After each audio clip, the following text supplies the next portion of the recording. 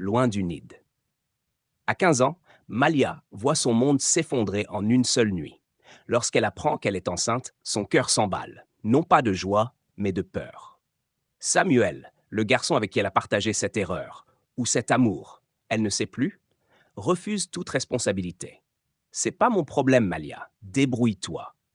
Ces mots la frappent comme une gifle. Elle n'a que 15 ans et elle est déjà seule face à l'inconnu. L'exil. Lorsqu'elle l'annonce à ses parents, elle espère secrètement un soutien, une main tendue, une solution. Mais son père se lève, son visage se ferme. Sous mon toit, pas de honte. Sa mère détourne les yeux, la gorge serrée, mais ne dit rien. Tu pars ce soir. C'est ainsi que, quelques heures plus tard, Malia se retrouve sur le trottoir, une petite valise à la main, ses larmes se mêlant à la pluie fine qui tombe. Elle ne sait pas où aller. Son téléphone vibre, un message d'une amie. Désolée Malia, mes parents ne veulent pas de problème. Elle comprend qu'elle est vraiment seule. Les premiers jours sont une descente aux enfers. Elle dort sous un porche, se nourrit de restes trouvés dans des poubelles. Son ventre commence à s'arrondir et avec lui, la peur grandit, lueur d'espoir. Un soir, alors qu'elle tremble de froid dans un parc, une femme s'approche. Sophia, une éducatrice sociale, lui tend la main. « Viens avec moi, on va t'aider. » Malia hésite, méfiante, mais elle n'a plus de force pour refuser. Dans un foyer pour jeunes en difficulté, elle retrouve un semblant d'humanité. Elle dort dans un vrai lit, mange un vrai repas.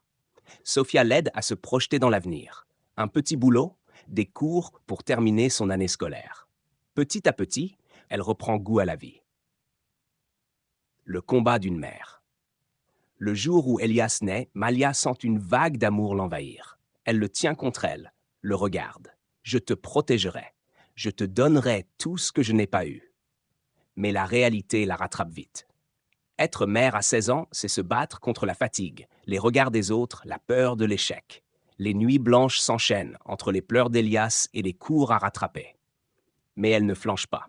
Elle trouve un emploi stable dans une petite librairie où elle se passionne pour les histoires qu'elle aurait voulu lire enfant. Avec le temps, elle se reconstruit une famille avec ceux qui ont cru en elle. Le retour un soir. Alors qu'elle rentre chez elle, Elias endormi dans ses bras, elle entend frapper à sa porte. En ouvrant, elle voit sa mère. Elle a vieilli. Ses traits sont marqués, ses yeux brillent de larmes contenues. Je suis désolé, Malia, je regrette. Un long silence s'installe. Malia sent la colère remonter. Des années de souffrance, d'abandon, de solitude.